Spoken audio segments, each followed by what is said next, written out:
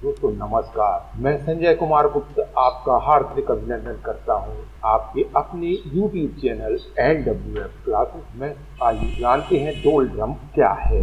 भूमध्य रेखा के निकट 5 अंश उत्तरी अक्षांश से 5 अंश दक्षिणी अक्षांश के मध्य निम्न वायुदाब पाई जाती है, जहाँ केवल ऊर्ध्वाधर वायु धाराएं प्रवाहित होती हैं। क्षैतिज वायु धाराओं के अभाव के कारण इस क्षेत्र में पवनें शांत होती हैं, इसलिए इस क्षेत्र को शांत पवन की पेटी या डोलड्रम कहा जाता है। आपको यह भी बता देना चाहेंगे कि भूमध्य रेखा के 5 अंश उत्तरी अक्षांश और 5 अंश दक्षिणी अक्षांश यह मोटे तौर पर है। पृथ्वी की स्थिति के अनुसार यह 5 से 10 डिग्री उत्तर की ओर और 5 से 10 डिग्री दक्षिण की ओर भी हो सकता है। आगे हम मैप्स के द्वारा भी इसे समझाने वाले हैं।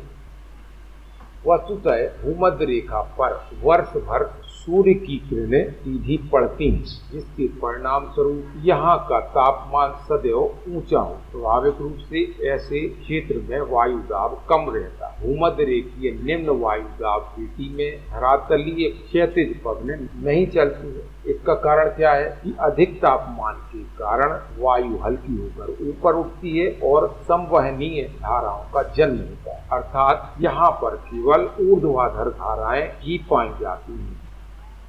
LWF classes easy way of learning. आइए अब हम मैप की सहायता से इसे जान लेते हैं।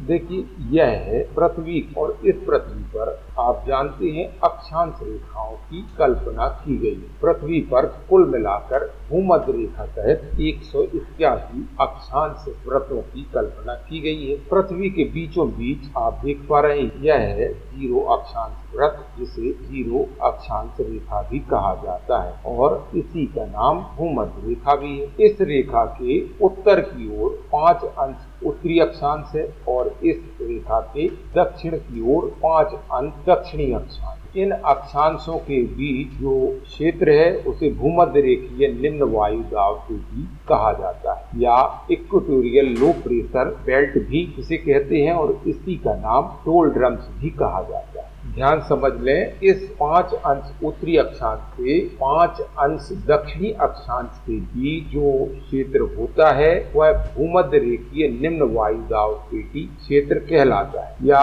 इसे ही इंग्लिश में इक्वेटोरियल लो प्रेशर बेल्ट भी कहा जाता है और इसे ही डोलड्रम्स भी कहा जाता है। डोलड्रम्स आखिर इस क्षेत्र को क्यों कहा जाता है, आइए जान लेते हैं। वास्तव में भूमध्य रेखा के निकट सूर्य की किरणें सीधी पड़ती हैं। जब सूर्य की किरणें सीधी पड़ेंगी तो स्वाभाविक रूप से यहाँ का तापमान सदैव उच्च बना रहता है और जिस क्षेत्र का तापमान उच्च होता है वहाँ का वायुदाब कम होता है, क्योंकि तापमान और वायुदाब एक दूसरे के अपोजिट होते हैं।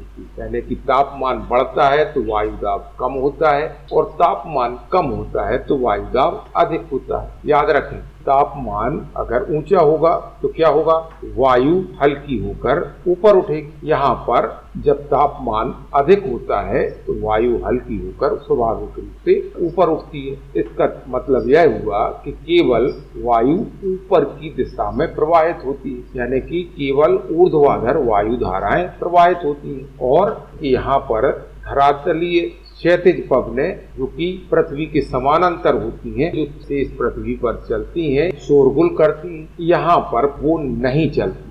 अतः यहाँ पर पवनें या हवाएं शांत होती और इन शांत पवनों के क्षेत्र को ही डोलड्रम कहा जाता है। इस पृथ्वी पर पीले रंग का क्षेत्र है। 5 अंश उत्तरी अक्षांश से 5 अंश दक्षिणी अक्षांश के मध्य, क्योंकि यहाँ पर तापमान अधिक होता है, वायुदाब कम होता है और पवनें ऊपर की ओर चलती हैं, शांत होती हैं और इसीलिए इन्हें डोलड्रम कहा जाता है। इस क्षेत्र में वायु का घनत्व कम होता है, इसके साथ ही साथ वायुमंडल में जल वाष्प की अधिकता होती है। कुछ महत्वपूर्ण तथ्यों को और बताए देते हैं डोलड्रम के साथ साथ। भूमध्य रेखा या 0 अक्षांश वृत्त पर भूघूर्णन का वेग सर्वाधिक होता है और जैसे जैसे हम ध्रुवों की ओर जाते हैं, चाहे उत्तर की दिशा में जाएं, चाहे दक्षिण की दिशा में जाएं, भूघूर्णन का वेग क्रमशः कम होता जाता है। इसके कारण अब केंद्रीय बल का मान भी भूमध्य रेखा पर सर्वाधिक होता है।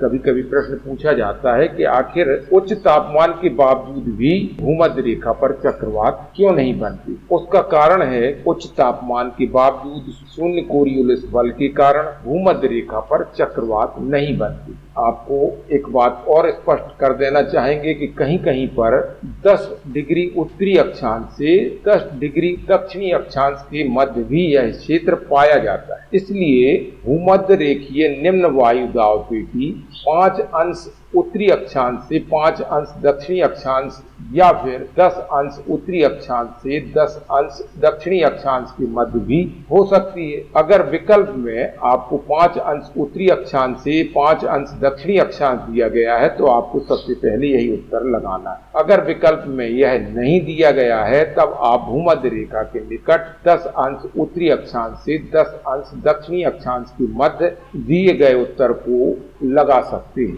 तो यहाँ पर 5 अंश उत्तरी अक्षांश से 5 अंश दक्षिणी अक्षांश भी उत्तर हो सकता है और 10 अंश उत्तरी अक्षांश से 10 अंश दक्षिणी अक्षांश के बीच भी यह पट्टी हो सकती है। यहाँ याद रखें डोलड्रम एरिया यानी कि शांत पवनों का एरिया है। यहाँ धरातलीय क्षैतिज पवनें नहीं चलती हैं और इसीलिए शोर नहीं करती और इसीलिए इसे डोलड्रम कहा जाता है। पवनें कहाँ चलती हैं? ऊपर की ओर चलती हैं क्योंकि सूर्य की सीधी किरणें पड़ती हैं, तापमान अधिक होता है जिसकी वजह से उत्तर और दक्षिण से आने वाली पवनें सीधे ऊपर की दिशा में मूव कर जाती हैं और बिना ढोल बजाए ही ऊपर निकल जाती हैं, इसलिए डोलड्रम कहा जाता है। केवल डोलती हुई ऊपर निकल गई, कोई शोर नहीं किया, ऐसे आप याद रख सकते हैं।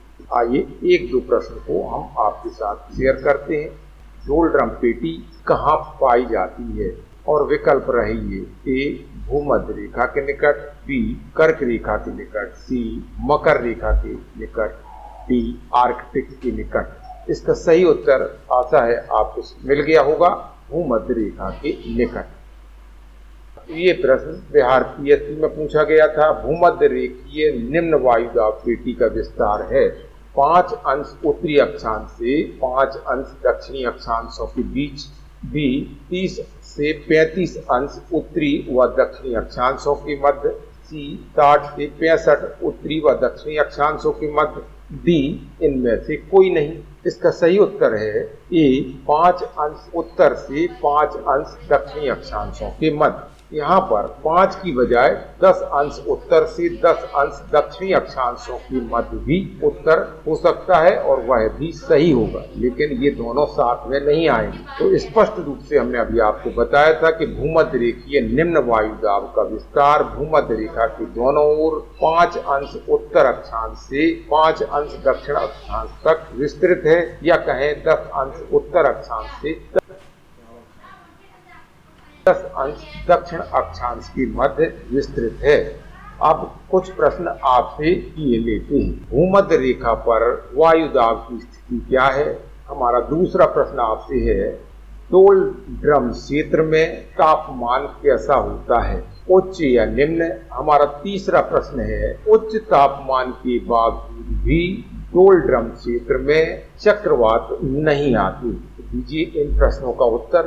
वीडियो अगर पसंद आया है तो लाइक और शेयर कर दें और जाइए मत, अगर चैनल को सब्सक्राइब नहीं किया है तो नीचे जाकर सब्सक्राइब का बटन दबाएं और साथ में लगी हुई घंटी जैसी आकृति को भी दबाएं और इसका फायदा होगा, हमारे नए वीडियो की जानकारी आपको तुरंत मिल सके। तो दोस्तों खुशी रहिए, आबाद रहिए, तैयारी करते रहिए। नए वीडियो के साथ हम फिर मिलेंगे। नमस्कार, जय हिंद।